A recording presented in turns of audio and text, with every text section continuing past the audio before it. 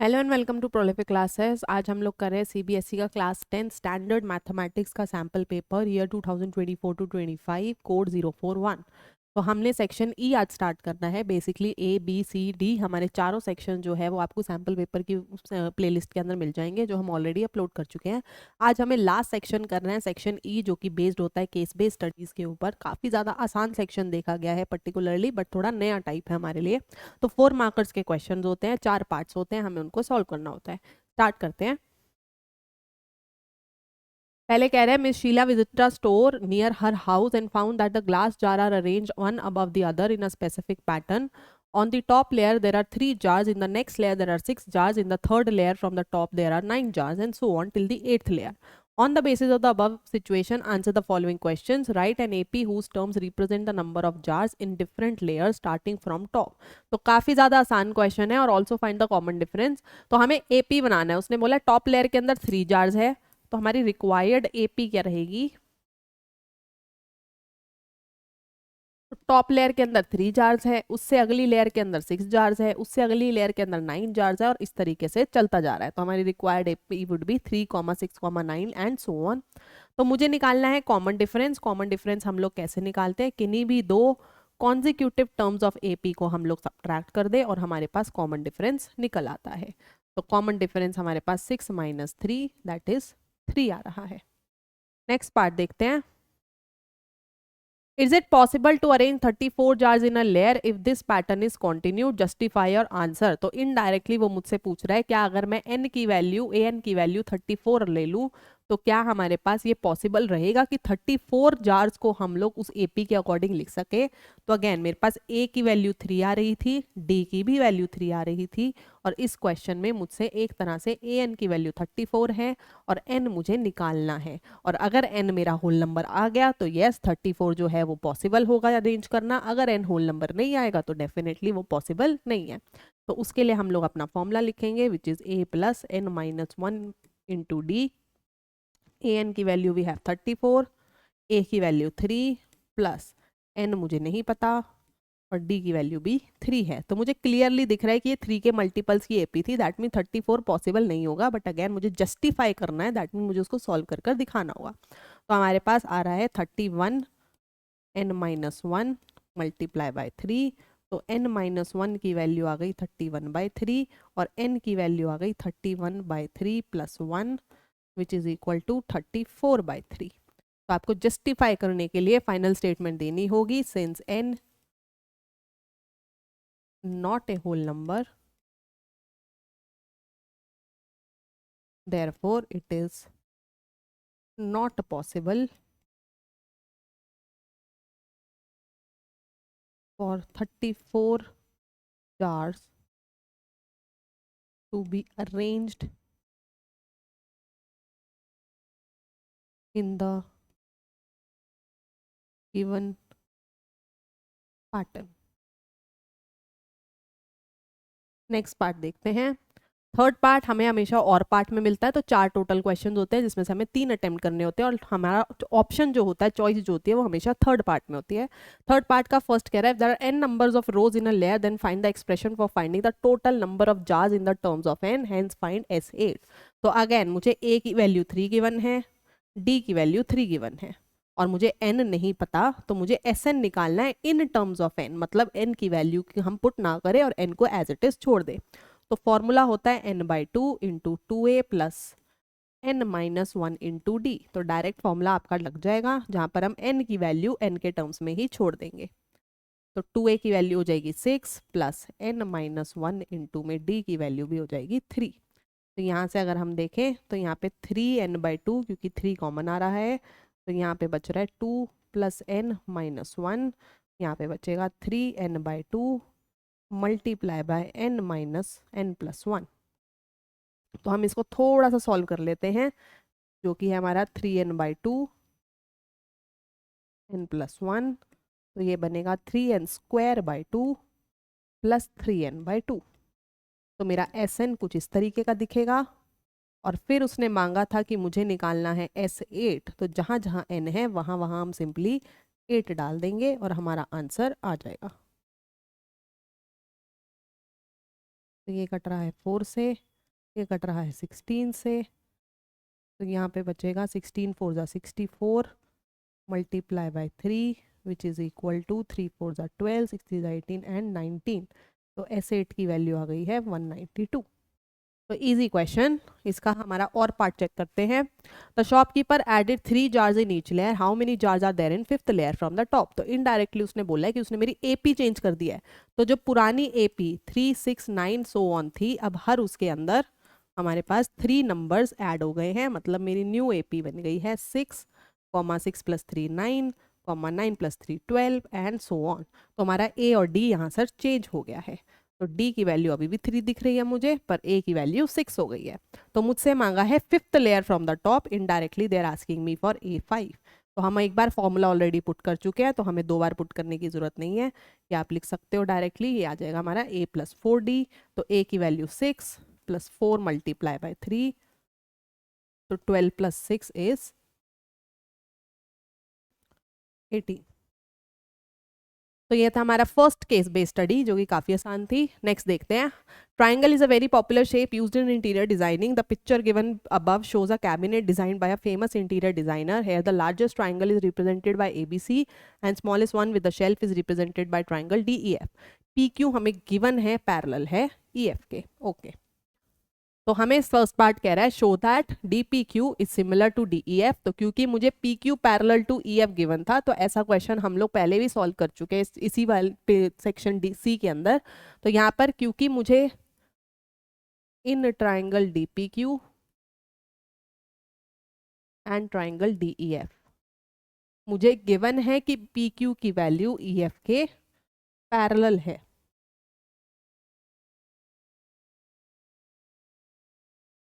ये मुझे गिवन था, तो मैं कह सकती हूँ कि angle D P Q will be equal to angle D E F, और ऐसे ही similarly angle D Q P will be equal to angle D F E. दोनों पेयर ऑफ कॉरस्पॉन्डिंग एंगल्स हैं।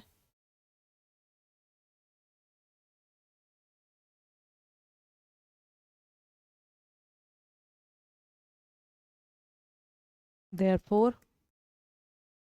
by AA क्राइटेरिया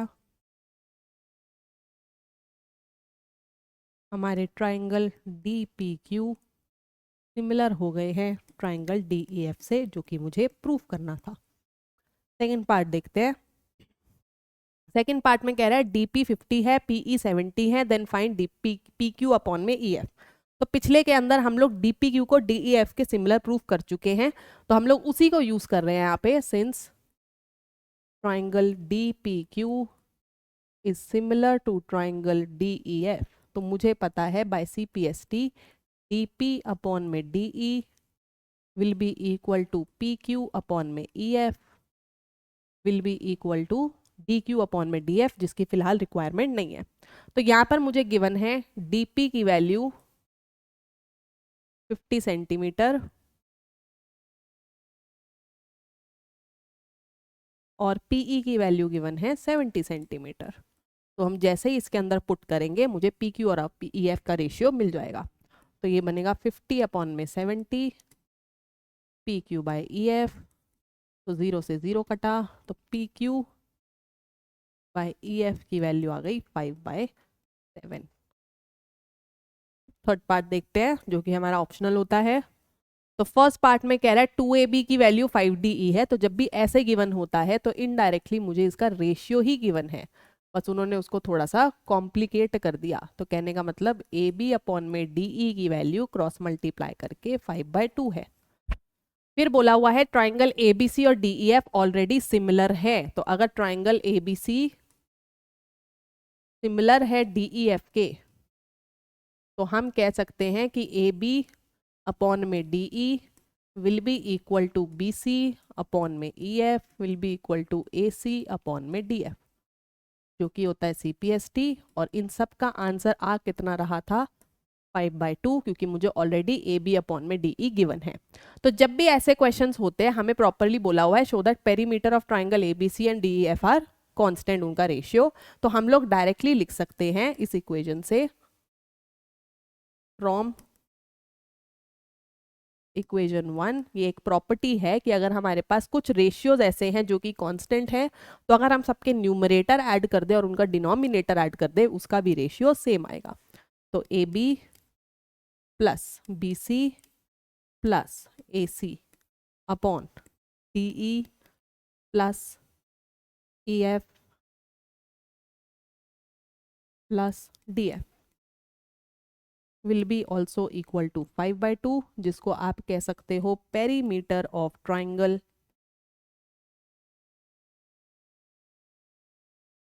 ABC और perimeter of triangle TEF, जो कि given है 5/2 which is a constant, hence proved. तो obviously ये property जिसको पता होगी वही सॉल्व कर पाएगा, तो उनके लिए हमें सेकंड पार्ट दे रखा है जो कि गिवन है AM और DN मीडियंस है of the triangle ABC and DEF respectively, that prove that ABM is similar to DEN। तो यहाँ पर हम अपने पुराने पार्ट्स में जो हम सॉल्व कर चुके हैं वो यूज कर सकते हैं, जहां पर गिवन था कि triangle ABC is similar to triangle DEF, जो कि ऑलरेडी गिवन था, राइट। तो अगर मुझे प्रूव करना है ABM और DEN, तो यहां से मुझे दिख रहा है कि हमारे पास AB अपॉन में DE will be equal to EF या BC अपॉन में EF, राइट। एंड मुझे गिवन है कि एंगल E की वैल्यू एंगल B के इक्वल होगी, ये हमने यूज करी CPST। इससे मुझे फायदा क्या हुआ, नाउ इन ट्राइंगल जो मुझे चाहिए which is ABM is similar to DEN। अब यहाँ पर मुझे क्या क्या चाहिए हो सकता है, मुझे ऑलरेडी AB अपॉन में DE तो पता ही है, मुझे BC अपॉन में EF भी पता है, पर क्योंकि मुझे पता है कि N और M मिड पॉइंट होंगे given that DN and AM are medians, तो उनका हाफ भी तो इक्वल होगा, जो कि मैं लिख सकती हूँ half of BC half of EF, right. तो हम डायरेक्ट लिख सकते हैं यहाँ पर अब AB अपॉन में DE is equal to half of BC बोले तो BM, हाफ ऑफ EF बोले तो EN, और ऐसे ही एंगल E और B ऑलरेडी इक्वल है। तो बाय SAS क्राइटेरिया हमारे पास triangle ABM is similar to DEN और हेंस प्रूव्ड। नेक्स्ट क्वेश्चन देखते हैं। Metallic silos are used by farmers for storing grains. Farmer Girdhar has decided to build a new metallic silo to store his harvested grains in the shape of cylinder mounted by a cone. Dimensions आपको दे रखी है, radius of the base, height of cone मुझे given है, cylindrical के अंदर उसकी height और radius again मुझे given है, मुझे 4 parts दे रखे हैं जो कि हम एक एक करके solve कर रहे हैं। तो इस तरीके से उसने बोला है सिलेंडर के ऊपर एक कोन माउंटेड है और मुझे निकालनी है calculate the slant height of the conical part. तो स्लांट हाइट का फॉर्मूला होता था R² प्लस H²। कोन का, तो कोन का रेडियस मुझे गिवन है 1.5, तो हम इसका स्क्वायर ले लेंगे। हाइट का रेडियस हाइट मुझे कोन की गिवन है 2, तो हम इसका स्क्वायर ले लेंगे। तो ये बन रही है 1.5 का स्क्वायर दैट इज 2.25 प्लस 4 6.25 का root which is equal to 25 का वो होता है, तो ये आ गई आपकी 2.5 मीटर्स। तो स्लांट हाइट हमारे पास 2.5 आ रही है। नेक्स्ट पार्ट देखते हैं। नेक्स्ट पार्ट में कह रहा है find the curved surface area of the conical part. तो curved surface area of cone होता कितना था,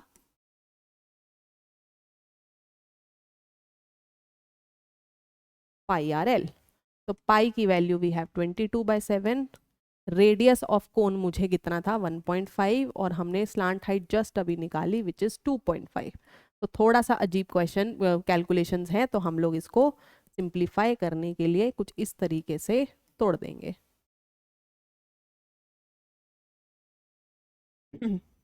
तो ये कटेगा आपका 11 पर, और हम अब इसको सॉल्व नहीं कर सकते, तो ये कटेगा 15 165 अपॉन में 14, और हम इसको यहीं पर छोड़ देंगे फिलहाल। आप चाहो तो डेसिमल 2 डेसिमल प्लेसेस तक निकाल सकते हो। नेक्स्ट देखते हैं find the cost of metal sheet used to make curve surface cylindrical part of one silo at rate 2000 per metre square. तो मुझे आपके पास सिलेंड्रिकल पार्ट का कर्व निकालना है। तो C S A of cylinder कितना होता है,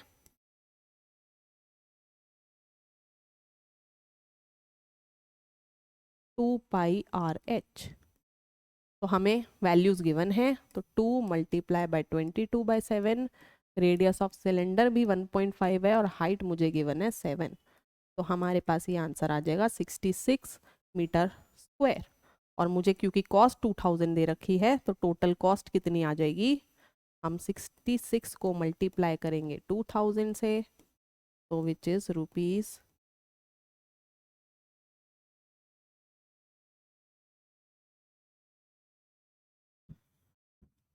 लास्ट पार्ट ऑप्शनल देखते हैं। Find the total capacity of one silo to store grain. तो कैपेसिटी का मतलब होता है वॉल्यूम निकालना है, तो टोटल कैपेसिटी कैसे निकलेगी, volume of cone plus volume of cylinder.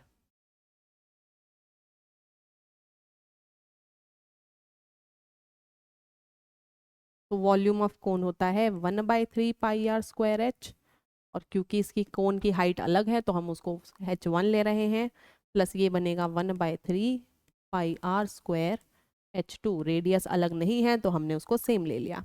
तो यहाँ पर हमें दिख रहा है सिलेंडर में 1/3 नहीं आता, तो मुझे πr² तो कॉमन दिख रहा है, यहाँ पर आएगी 1/3h1 प्लस h2। तो सिंपली वैल्यू पुट कर देंगे, 22/7, रेडियस हमें 1.5 गिवन था, 1/3, कोन की height we have is 2 plus 7।